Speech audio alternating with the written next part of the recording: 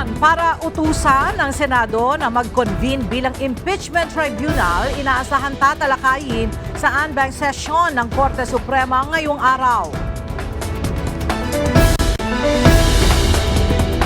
Petisyon para ipawalang bisa ang impeachment case laban kay Vice President Sara Duterte inihain sa Korte Suprema. Senate President Coco Pimentel sumulat kay Senate President Francis Escudero para sa agarang proseso ng impeachment case laban kay Vice President Sara Duterte.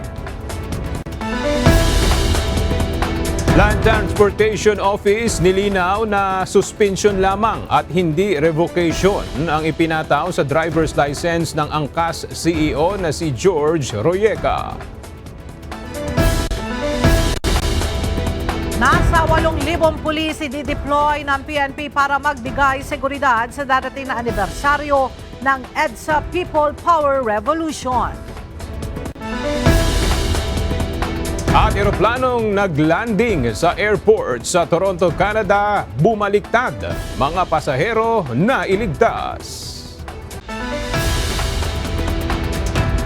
Magandang tanghali mga kasangbahay. Ngayon po ay araw ng Martes, February 18, 2025. Tayo po ay sabayang napapakinggan sa Radyo La Verdad 1350, ang UNTV Radio. At una sa mga balita ngayong tanghali. Inaasahan tatalakayin ngayong araw ng Korte Suprema ang petisyon na humihiling na atasan ang Senado para mag-convene o magtipon bilang impeachment tribunal upang litisin ang impeachment case na kinakaharap ngayon ni Vice President Sara Duterte. Mula sa Maynila, ang detalye hatid ni Dante Amento live.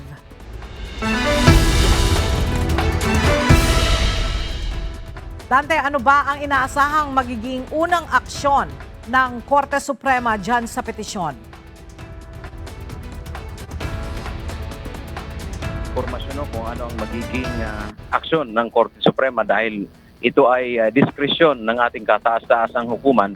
Pero sa sesyon ng Supreme Court Anbang ngayong araw, ilang mga isyu o petisyon ang inaasahan ng tatalakay ng Korte. Kabilang narito ang petisyon na humihiling na mag-convene o magtipon ang Senado bilang impeachment tribunal at agad na litisin ang impeachment case laban kay Vice President Sara Duterte. Ela sa pahayag ng tagapagsalita ng Korte kahapon na si Attorney Camille Ting. Sinabi nito na nairaffle na ang kaso at posible ngang kasama sa mga agenda na tatalakayin ngayong araw ng Anbang. Higit isang linggo matapos makarating sa Senado yung impeachment case laban kay VP Duterte, naghain ng petisyon si Attorney Catalino Generelio Jr. sa Korte. Si Attorney Generelio ay dating abogado ng Presidential Commission on Good Government o PCGG. Ang hinihingan nito ela sa kataas-taasang hukuman na maglabas ng writ of mandamus na aatasan ng Senado na mag-convene. Sa kanyang petisyon, sinabi nito na ang salitang forthwith sa Article 11 ng Konstitusyon, ang ibig sabihin ay kaagad, madalian o walang antala. Kaya naman hindi niya pinapayagan ng saligang batas na iantala ng Senado ang pag-convene bilang impeachment tribunal sa panahon na kahit wala silang sesyon o nakareses.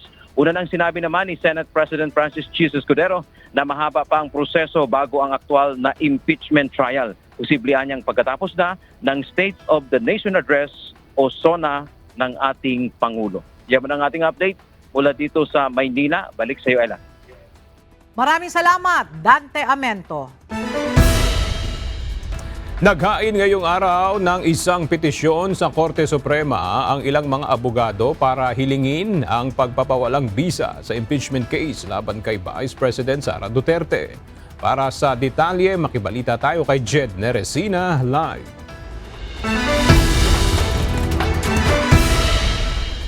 Jed, sino-sino ang mga abogado na naghain ng nasabing petisyon sa Korte Suprema ngayong araw?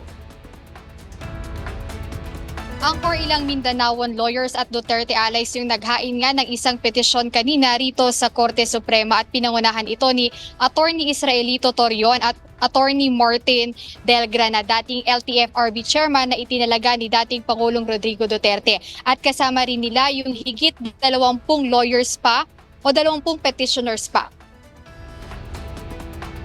Nais ng mga petitioner na mag-issue ng Temporary Restraining Order o TRO na layong ipasantabi at ipawalang bisa ang impeachment complaint laban kay Vice President Sara Duterte. Kasama rin sa layon ng nasabing petisyon ay ipag-utos ng Korte Suprema sa Senado na huwag dinggin o talakayin ng impeachment. Nais din ng petisyon na ideklara ng Korte Suprema na walang bisa ang Articles of Impeachment na ipinasa ng House of Representatives sa Senado. Kinwestiyon ng mga petitioner ang prosesong isinagawa ng Kamara sa impeachment ng pangalawang Pangulo. Ayon sa grupo, ang mga impeachment complaint ay defective, constitutionally weak at jurisdictionally void o hindi naaayon sa batas. Aga after nga nung filing nila kanina sa Korte Suprema ay nagsasagawa sila ng press conference para linawin kung ano o tungkol saan yung petisyon na inihain nila sa Korte Suprema ngayong araw. At iyon yung maalamin pa natin sa mga susunod na oras. Ayan muna update dito sa Maynila. Balik sa'yo, Aga. Okay, maraming salamat, Jed Neresina. Sumulat si Senate Minority Leader Senator Aquilino Pimentel III kay Senate President Francis Escudero kaugnay ng impeachment case laban kay Vice President Sara Duterte. Ito ay upang bigyan diin ang agarang proseso ng paglilitis alinsunod sa konstitusyon. Mula sa Senado may report si Asher Cadapan Jr. live.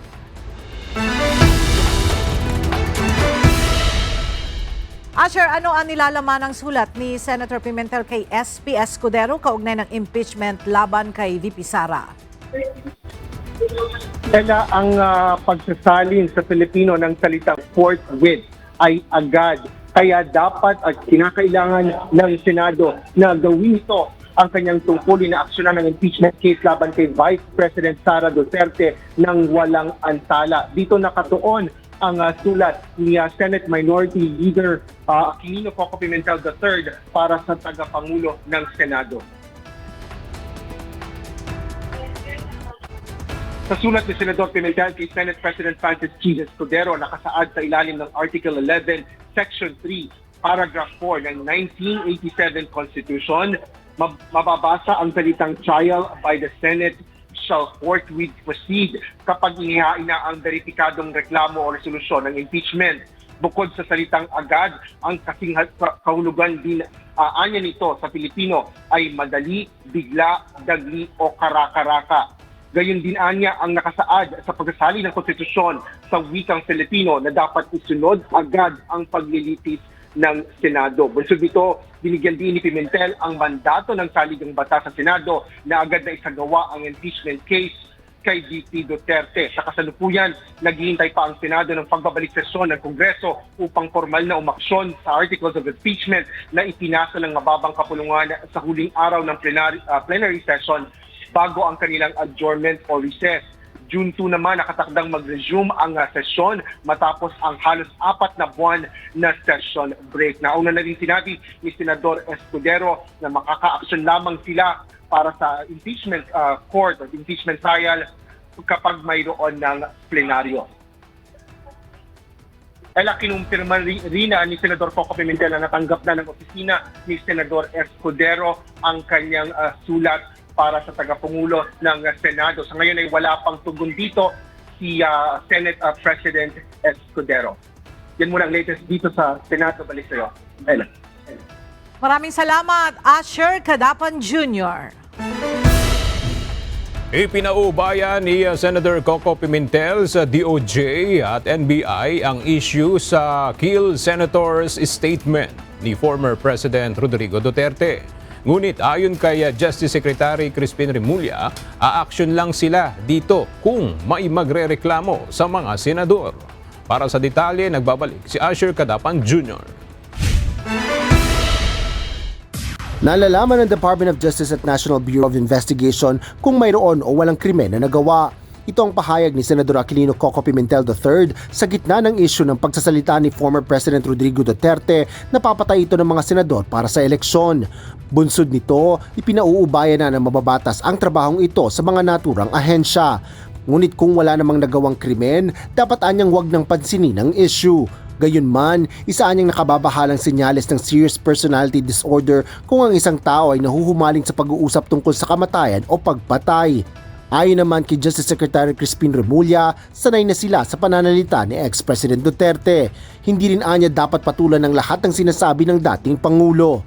If the senators themselves complain, then we have reason to act on that. Kasi siyempre sila yung endangered ng gano'ng statements. Can possibly have a ripple effect.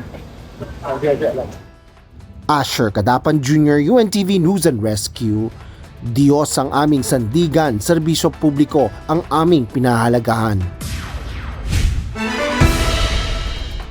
Nanindigan ng National Bureau of Investigation na magkaiba ang sinabing kill joke na sinabi ni dating Pangulong Rodrigo Duterte laban sa mga senador kumpara sa binitiwang umanong pagbabanta ni Vice President Sara Duterte kung kaya't hindi nila ito maaksyonan ng gaya ng kanilang ginawa sa Vice Presidente. Ang Commission on Elections naman nilinaw na hindi nila sakop ang naturang kill joke ng dating Pangulo at nirerespeto nila ang freedom of expression. Narito ang report ni Benedict Samson. Nais pa imbestigahan ng ilang kongresista sa National Bureau of Investigation ang mga sinabi ni dating Pangulong Rodrigo Duterte na kill joke laban sa mga senador. Ngunit ayon kay NBI Director Jaime Santiago, retorika lamang ito at halata namang nagbibiro ang dating Pangulo sa naturang political rally sa San Juan City noong February 13.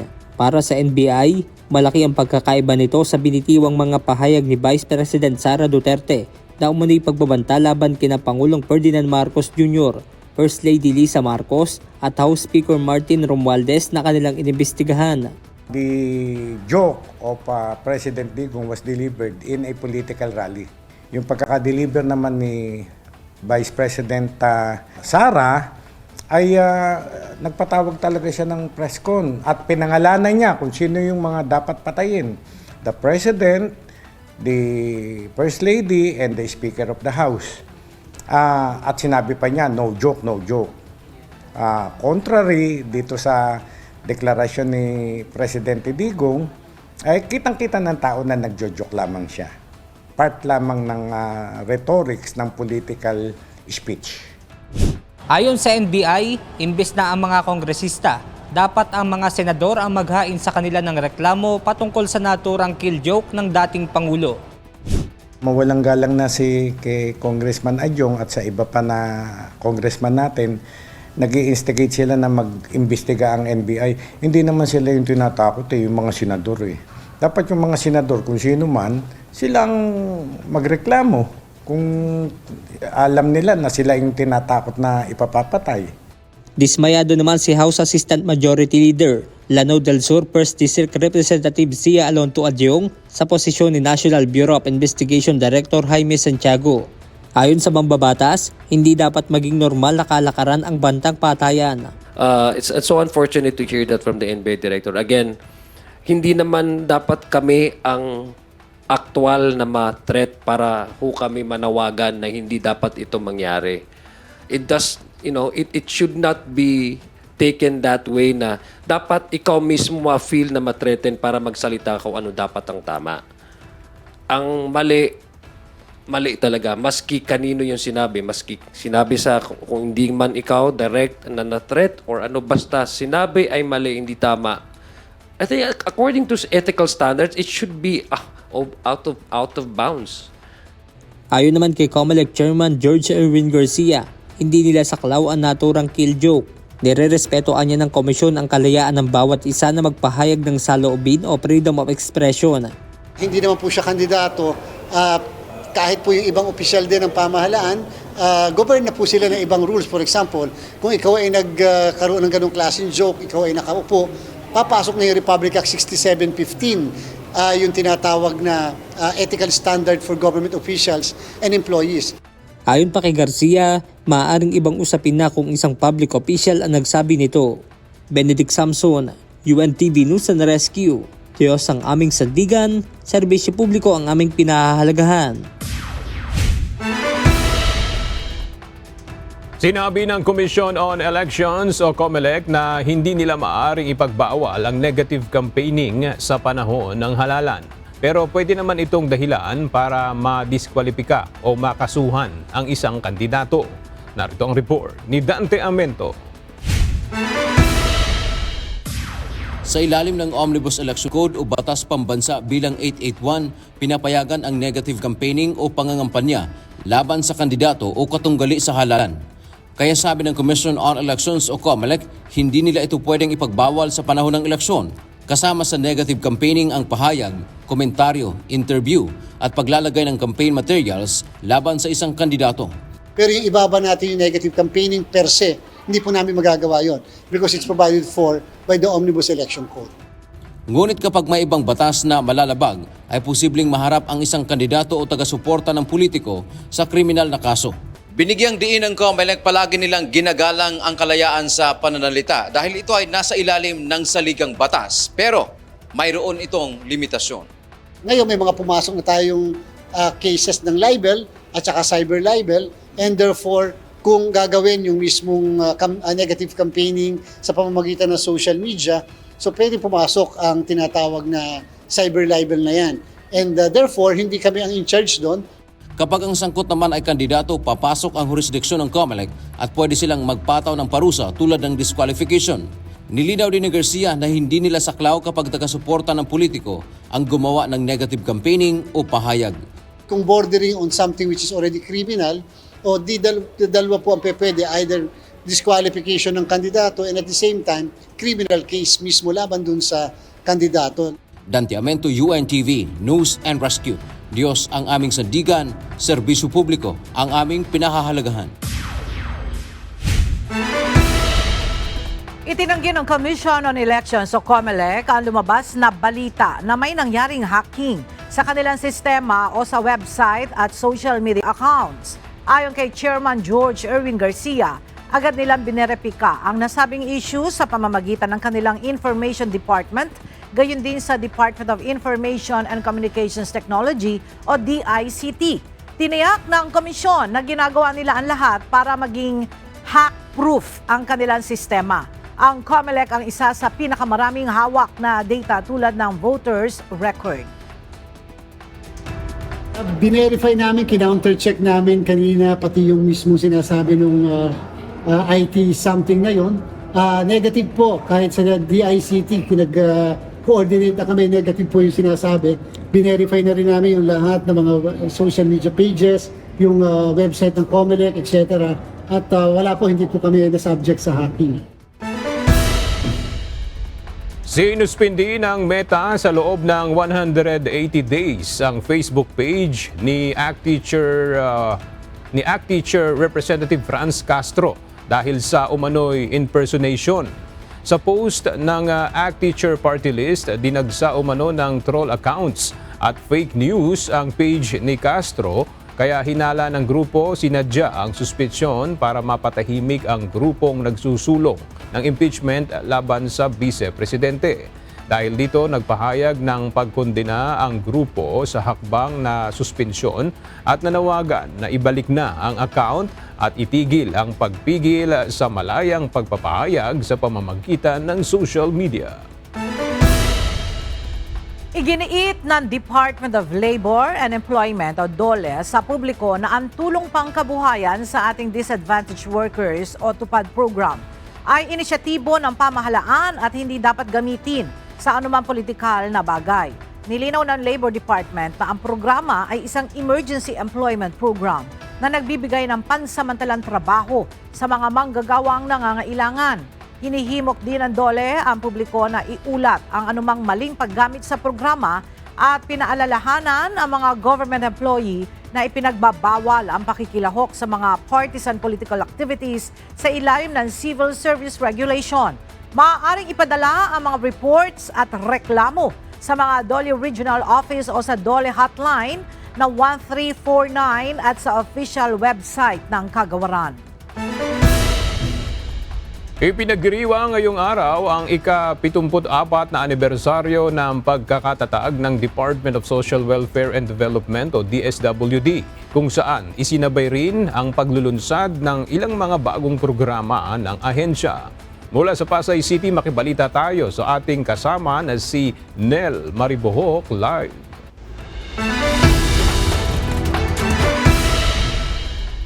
Nel, ano-anong mga bagong programa ang inilunsad ngayon ng DSWD?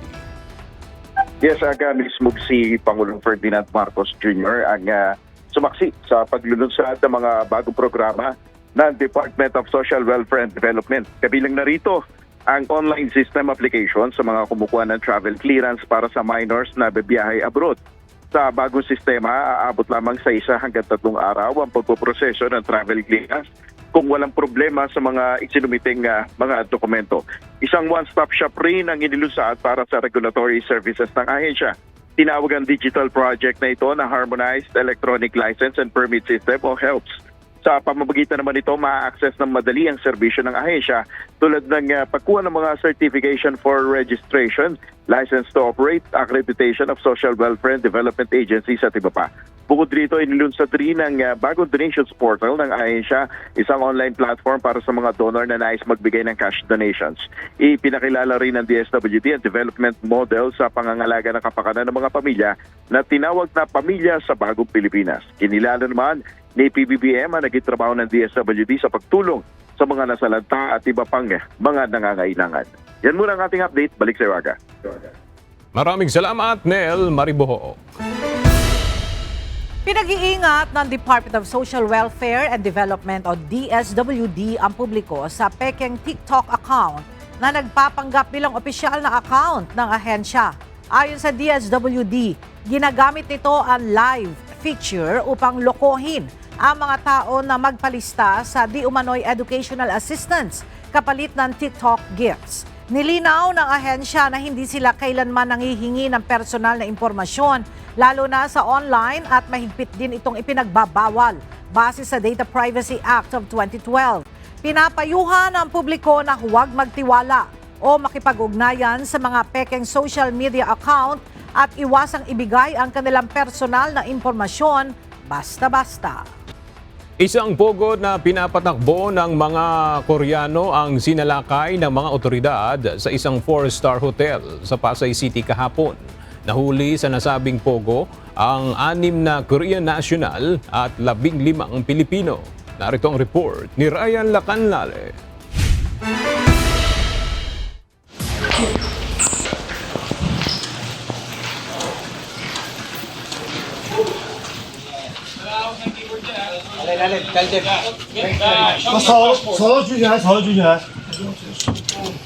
Sinalakay ng pinagsanib na puwersa ng Bureau of Immigration, Presidential Anti-Organized Crime Commission, PNP-CIDG at Pasay City Police ang isang pogo sa basement ng isang kilalang hotel sa Pasay City kahapon.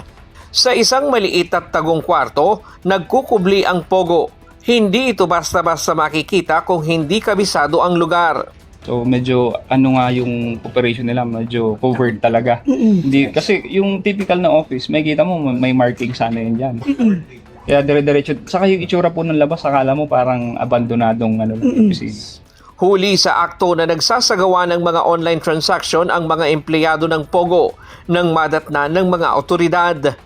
Ay, mga transaction nila, makikita nyo mga 2 million won, meron 320,000, 7 million. Ayun, 7 million won. Kahit maliit lamang ang Pogo na ito, malaking pera naman ang nai-scam dito base sa unang investigasyon ng otoridad.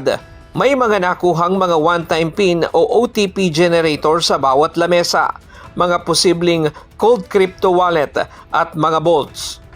But a few of them has controlled probably to hundreds of millions, probably even billions of pesos. In these accounts and in online accounts. That's why we need those digital evidence. Itatag po natin yan, dadalhin natin, para pag nadala natin, tomorrow apply tayo ng warrant to examine computer data. Makita natin kung anong laman ng mga. Game fixing at online scamming ang modus nito na ang mga kadalasang biktima ay mga Koreano. Bagamat matagal nang nakatatanggap ng ulat ang PAOK tungkol sa mga Korean Pogo, ito ang unang pagkakataon na nakahuli ng Pogo na ang nagpapatakbo ay mga Koreano. Papanagutin din ng mga otoridad ang hotel kung bakit pinapayagan ang ganitong Pogo na mag-operate sa kanila. Gayong mahigpit na ang kampanya ng pamahalaan laban dito. So we'll make sure to hold into account yung Heritage Hotel. Bakit nila pinayagan magrenta ang ganitong klaseng operation when in fact alam nilang bawal na ito. So they could not justify legally kung bakit mayroong nagrerentang ganito sa kanila, we will bring them to court as well. Aminado naman ang isa sa mga empleyado na nahuli na alam niya na pogo ang kaniyang pinasukan. Pero wala daw siyang choice dahil wala siyang mataas na pinag-aralan. Online gaming, IGL. Di ba sa Pogo din yan, alam mo.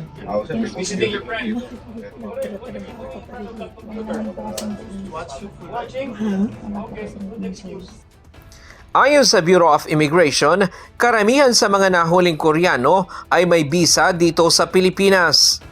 Upon verification po, upon initial verification, nakita po natin na karamihan sa kanila ay may visa at yun nga, nakakagulat ay yung iba pa ay naka-permanent resident visa dito. So siguro isa yun sa nakikita kong reason kaya malakas yung loob nila na mag-operate ng Pogo dito kasi siguro akala nila hindi sila basta masisita kasi nga naka-resident visa sila dito sa atin. Ngunit hindi pa rin ligtas ang mga ito sa deportation at kaso kahit mayroon silang resident visa. Yes po, kasi kahit naman po anong visa nilang hawak dito, kahit may resident visa sila, pero given na nahuli natin na may ginagawa silang violation dito, ay maari pong ma-revoke yung kanilang visa at ma-deport sila. Pero bago po natin sila ipa-deport ay magbibigay daan po tayo sa investigation ng CIDG at ng PAO kung sasampahan po sila ng kaso. Mahaharap ang mga nahuli sa kasong paglabag sa Securities Regulation Code, illegal gambling in relation to RA 10175, money laundering, at ang Anti-Financial Account Scamming Act. Ryan Lacanlale, UNTV News and Rescue. Diyos ang aming sandigan, serbisyo publiko ang aming pinahahalagahan. Nilinaw ng Philippine Navy na ang mga foreign warship na nakita malapit sa Jose Panganiban, Camarines Norte ay mula sa France, Estados Unidos at Japan at hindi mula sa China.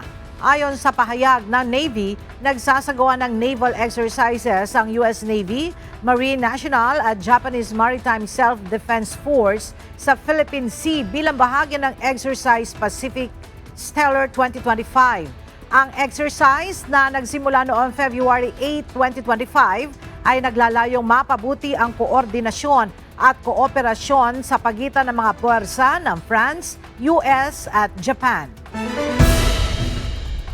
Nagpatupad ang Department of Migrant Workers ng mas mahigpit na proseso para sa deployment ng overseas Filipino workers sa Kuwait, kabilang ang mandatory video call sa pagitan ng worker at employer bago umalis. Isasagawa rin ang masusing background check sa mga employer at ipatutupad ang white listing system upang matiyak na lehitimo ang mga nagpapadala at tumatanggap ng manggagawa. Bukod dito, paiigtingin ng DMW ang electronic monitoring system upang mas madaling matunton at masubaybayan ang kalagayan ng mga OFW. Iniimbestigahan ngayon ng Department of Education o DepEd Central Office ang umano'y pagkakaroon ng mga ghost students sa ilalim ng Senior High School o SHS Voucher Program sa 12 pribadong paaralan sa 9 na dibisyon. Ayon sa DepEd, sa oras na mapatunayang may mga tauhan at opisyal na sangkot sa panloloko ay maaaring magresulta ito sa pagtanggal ng accreditation ng mga paaralan sa SHS Voucher Program. Tiniyak naman ng ahensya na magbibigay ito ng kinakailangan tulong sa mga lehitimong estudyante na maapektuhan upang masiguro na hindi maaantala ang kanilang pag-aaral. Nangako rin ng ahensya na paiigtingin ang kanilang mga monitoring system upang maiwasan ang ganitong insidente sa hinaharap. Hinikayat din ang kagawaran ng publiko na i-report ang anumang irregularidad na may kinalaman sa pagpapatupad ng mga programa nito sa walang korupsyon at deped.gov.ph. Magpapakalat ng mahigit sa 8,000 pulis ang National Capital Region Police Office para sa ipatutupad na seguridad sa mga magrarally sa anibersaryo ng EDSA People Power Revolution sa darating na February 25. Ayon kay PNP Public Information Office Chief Police Colonel Randolph Tuanyo, mayroon pa rin silang mga standby forces na maaring i-deploy kung kakailanganin pa ng dagdag puwersa. Mula sa Camp Crame, may report si Lea Ilagan live.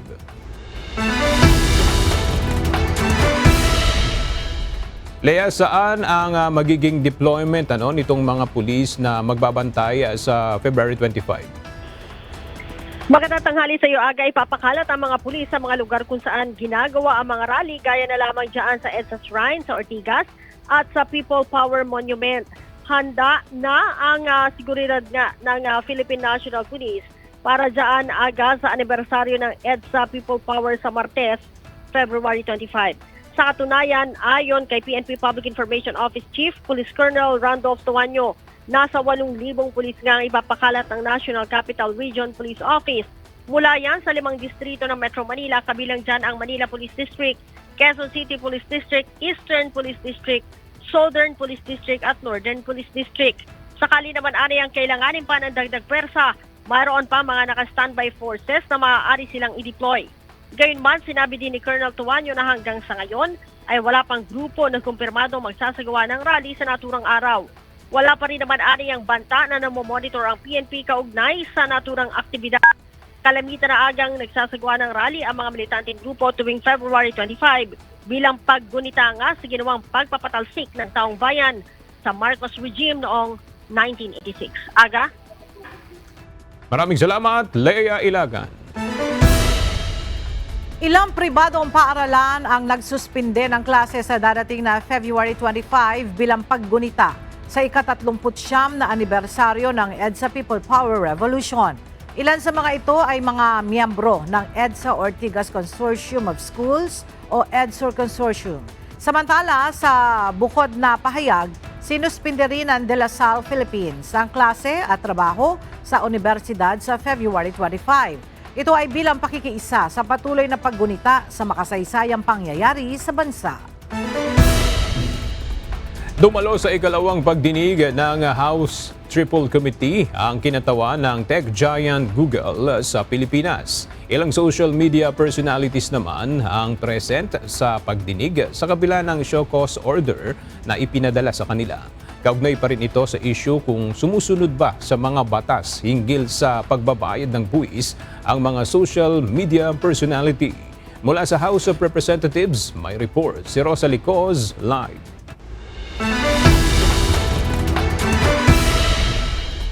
Rosalie, ano na yung update dyan sa hearing ng House Tri-Committee? Agagaya ng sinabi mo, dumalo nga sa ikalawang pagdinig ngayong araw ng House Triple Committee o TRICOM ang kinatawan ng Google Philippines. Isang tech giant ang Google. At sa unang bahagi ng pagdinig ay nagkaroon ng presentasyon ang head ng Government Affairs and Public Policy ng Google kung papaano ba nila nilalabanan ang pagkalat ng misinformation sa kanilang YouTube platform. Sa ulat ni Attorney Yves Gonzalez, nasa 9.1 million videos at 4.8 million channels ang kanilang niremove sa platform dahil sa paglabag sa kanilang mga regulasyon. Sa pagtatanong naman ni House Deputy Minority Leader Act Teachers Party List Representative Franz Castro, ay siniyasat ang Google kung nagbabayad ba ng tamang buwis yung mga content creators na kumikita sa kanilang platform. Ayon sa Google, nakadepende sila sa voluntary declaration ng taxes ng social media influencers sa internal revenue ng local government. Giit naman ng Bureau of Internal Revenue o BIR, batay sa existing tax laws, hindi sila maaaring mag-audit ng sinumang taxpayers kundi yung mga itinuturing na high risk o random yung ginagawa nilang pag-audit. Ipinahayag naman ni Surigao del Norte 2nd District Representative Robert Ace Barbers, pinag-iisipan ng House lawmakers na makabuo ng panukalang batas kung saan maaaring makapag-secure ng prangkisa ang social media platforms. Ito ay upang matiyak na kikita rin ang pamahalaan mula sa kanila at mapasailalim ang mga ito sa regulasyon at polisiya. Samantala, iilan lang sa mahigit 30 social media personalities ang dumalo sa pagdinig ng House TRICOM. Sa kabila ito ng show cause order na ipinadala sa kanila dahil sa hindi pagdalo ng nakalipas na hearing. Hanggang sa mga oras nito, Aga, ay nagpapatuloy ang pagdinig ng House TRICOM. Balik sa iyo, Aga. Maraming salamat, Rosalie Coz. Nilinaw ngayon ng Land Transportation Office na 90-day suspension lamang ang ipinataw sa driver's license ng Chief Executive Officer ng Angkas na si George Royeca. Tiniyak naman ni Royeca na handa niyang akuin ang parusang ipapataw ng LTO matapos ang nangyaring pagharang ng mga rider ng Angkas sa traffic sa Cainta, Rizal noong February 2. Mula sa Valenzuela City, may report si JP Nunez live.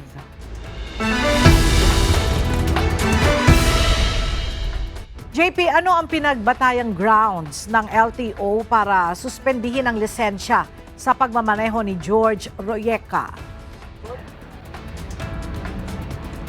Ella, ang sabi nga dyan ng Land Transportation Office o LTO ay obstruction of traffic kasi yung ginawa ng mga rider ng Angkas doon sa motorcade na isinagawa sa Cainta, Rizal. Yan nga yung nakita doon sa video na nangyari noong February 2 at nag-viral pa. Kaya sabi ng LTO dapat maparusahan yung nag-organize niyan at si George Royeca nga yung umako na siya yung nanguna sa pag-oorganisa nung motorcade na yan. Matapos niyang sabihin ni Land Transportation Office Chief Assistant Secretary Vigor Mendoza II sa isang panayam kahapon na tuluyan nilang nirevoke o binawi ang driver's license ng Chief Executive Officer o CEO ng Angkas na si George Royeca, nilinaw ito ng LTO ngayon at sinabing 90-day preventive suspension lang ang ipinataw nila. Sa text message mismo ni ASEC Mendoza sa UNTV, kinumpirma nito ang kanilang desisyon. Noong February 10, tinanggap ni Royeca ang show cause order ng LTO at humarap siya mismo sa opisina ni ASEC Mendoza sa LTO para isuko ang kanyang driver's license. Inaakunaan niya ang responsibilidad sa mga angkas rider na humarang sa traffic sa motorcade. Kasama rin anya siya sa motorcade nung araw na yon na para sa campaign na Make Marilake Safe Again. I went to Marilake. Kasama ako dun sa sumunod dun sa motorcade. And I think for me, whatever the case may be, no, I take command responsibility because syempre event namin yon, hanay ko yon, that is my organization. And I think as leader of that organization, I'm held to a higher standard. Makakaasaan niya ang LTO at mga angkas rider na hindi na mauulit ang insidente na aminado siyang may pagkakamali sa pag-organize. There was a misstep in terms of how it was organized. Well, it shouldn't happen again. Iginagalang niya ni Royeca ang due process at nakahanda sa ipapataw na parusa o multa na kailangan niyang bayaran. Ella, ngayong suspendido nga yung driver's license ng CEO ng Angkas na si George Royeca, ang naging tanong ng mga netizen ay kung pati ba siya ay mag-aangkas daw. Kanina, naitanong natin yan sa mismong CEO ng Angkas at sinabing kahit pa man daw hindi suspended yung kanyang lisensya, ay dati na rin siyang gumagamit ng sarili nilang app na Angkas. Sa ngayon, yan muna ang ating latest live. Balik sa'yo, Ella. Maraming salamat, JP Nunez.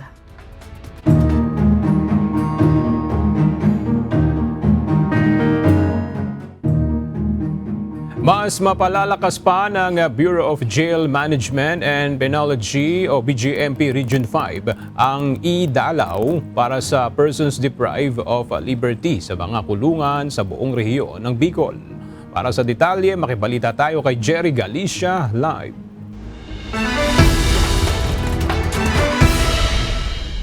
Jerry, anong mga hakbang ang gagawin ng BJMP Region 5 para mapalakas pa itong idalaw sa mga PDL dyan sa Bicol? Yes, sa pamamagitan ng 18 karagdagang tablet devices, mas mapapalakas pa ng Bureau of Jail Management and Penology o BJMP Bicol para sa programa nitong idalaw para nga sa mga person deprived of liberty o PDL. Sa pamamagitan ng bagong gadgets na na-donate ng Department of Social o Department of Information Communication Technology o DICT-5 sa kagawaran, makakausap na ng mas maraming PDL ang kanilang mga mahal sa buhay dahil sa programa. Para rito sa mga nasa malalayong kaanak at mga kaibigan na walang kakayahang makabisita sa piitan. Sasailalim naman sa mahigpit na monitoring at supervision ng mga nakatalagang jail officer ang proseso ng e-dalo service.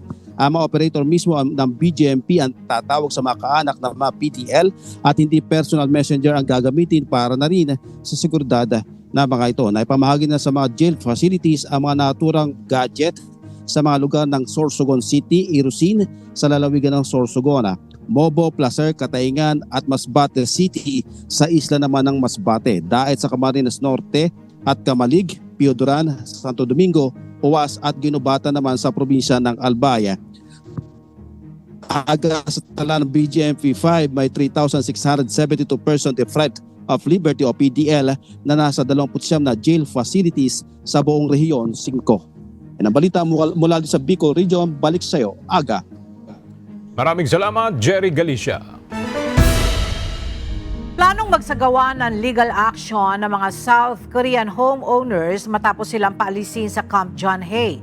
Matatanda ang pinaalis at kinandado ng Bases Conversion and Development Authority o BCDA ang mga unit sa Camp John Hay bilang bahagi ng pagpapatupad sa writ of execution na inilabas ng Baguio City Regional Trial Court noong January 7, 2025.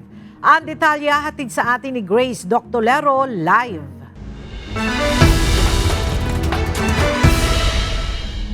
Grace, gaano kadaming local and foreign unit owners ang naapektuhan sa issue dyan sa Camp John Hay, Baguio City?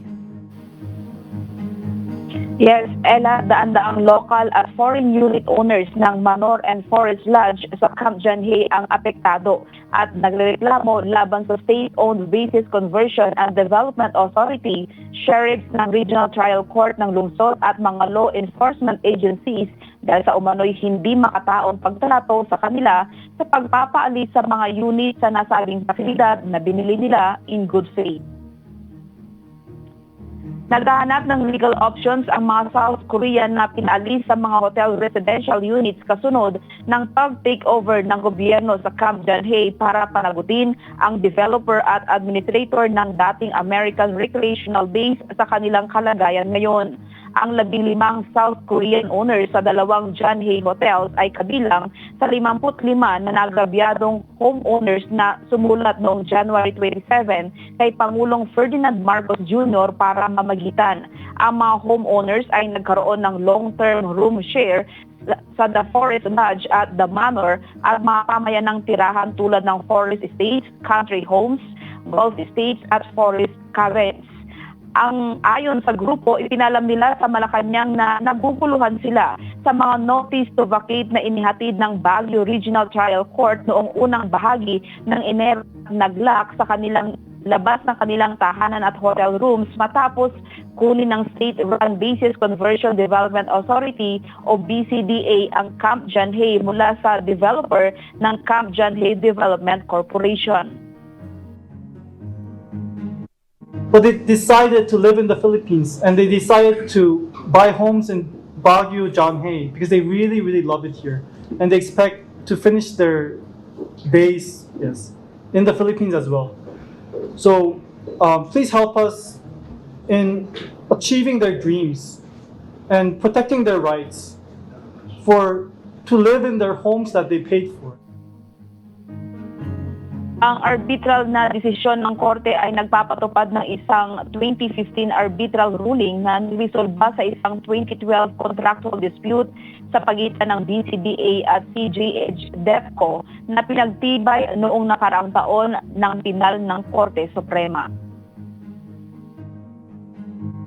Unfortunately, we're having difficulty fighting this case considering that there's already a Supreme Court decision. Now, unfortunately as well, the Supreme Court decision does not mention of the rights and obligations of BCDA and DEVCO with respect to these unit owners or buyers in good faith.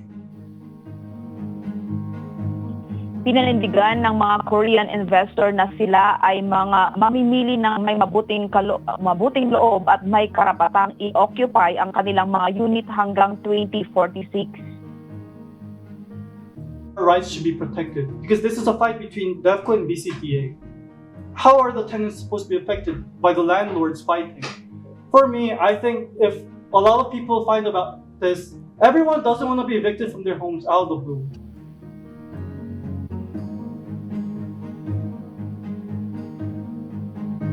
Noong nakarang linggo, humingi ng pansamantalang restraining order ang mga kliyente ni Attorney Fortunato mula sa korte sa Baguio upang pigilan ang BCDA sa pagpapali sa kanila.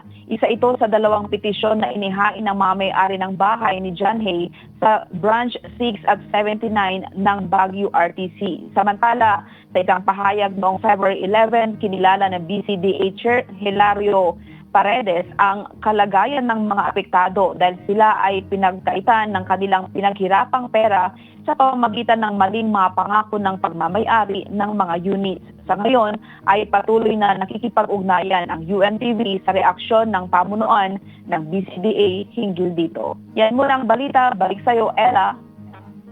Maraming salamat, Grace Doctolero.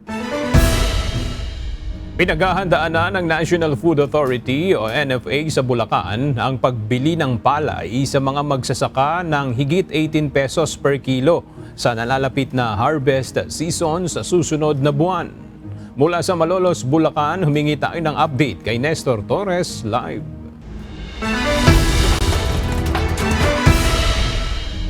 Nestor, ano ang ginagawang hakbang ng NFA dyan sa Bulacan sa nalalapit na harvest season? Magandang tanghali, Aga. Sa ngayon nga ay nagsasagawa ng training, seminar at refresher sa mga empleyado at mga NFA personnel ang NFA sa designated na mga bodega at mga mamimili ng palay dito sa probinsya.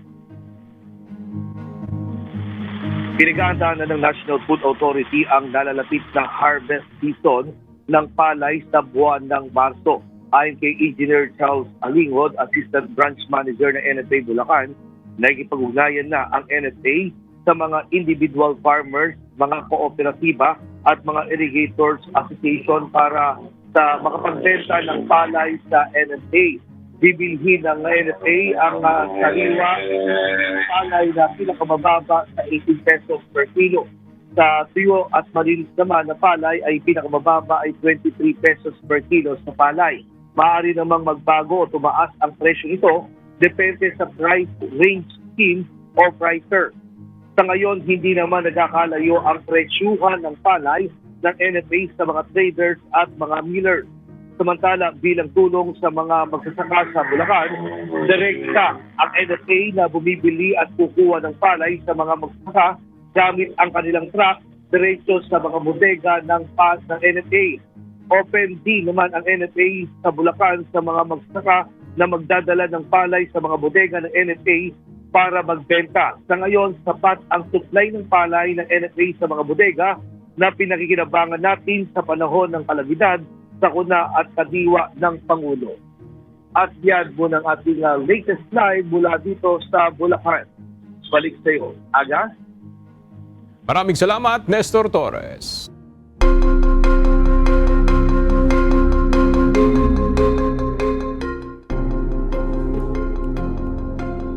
Bumaliktad ang isang passenger plane habang papalapag sa Toronto Pearson International Airport noong Lunes, February 17. Ang Delta Airlines ay may sakay na 76 na pasahero at 4 na crew.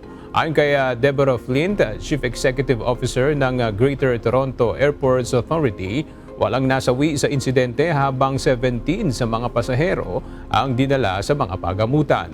Makikita sa isang video na nakabaliktad ang eroplano ng Delta Air linis sa makapal na niebe habang may mga taong naglalakad palayo rito. Sinabi ng paliparan, nakaranas ito ng malakas na hangin at matinding lamig matapos ang isang snowstorm noong weekend na nagdulot ng pagkaantala sa mga flight. Samantala, pansamantalang isinara ang 2 runway sa naturang paliparan para sa isinasagawang investigasyon. Naharap si Argentinian President Javier Milei sa mga panawagan ng impeachment at kasong legal na nag-aakusa sa kanya ng pandaraya dahil sa kanyang promosyon na cryptocurrency sa social media. Ipinost ni Milei sa X, dating Twitter, ang tungkol sa Libra Coin noong Biyernes na anyay makatutulong sa maliliit na negosyo at startups at ibinahagi ang isang link para bilhin ito na naging dahilan ng biglang pagtaas ng halaga nito. Ngunit matapos ang ilang oras, binura niya ang post at bumagsak ang halaga ng cryptocurrency na nagresulta sa malaking pagkalugi ng mga mamumuhunan. Itinanggi ng tanggapan ng Pangulo ang anumang pagkakasangkot ni Milei sa pagbuo ng cryptocurrency. At sa ating pong iiwang mga salita ng Diyos na ating sandigan mula sa Aklat ng Santiago, Kapitulo 1, versikulo 5 na nagsasabi, "Ngunit kung nagkukulang ng karunungan ng sino man sa inyo, ay humingi sa Diyos na nagbibigay ng sagana sa lahat at hindi nanunumbat, at ito'y ibibigay sa Kanya."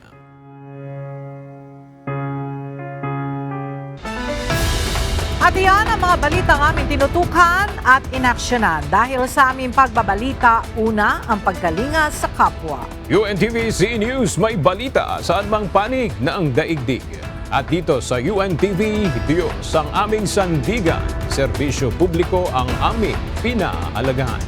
Magandang tanghali.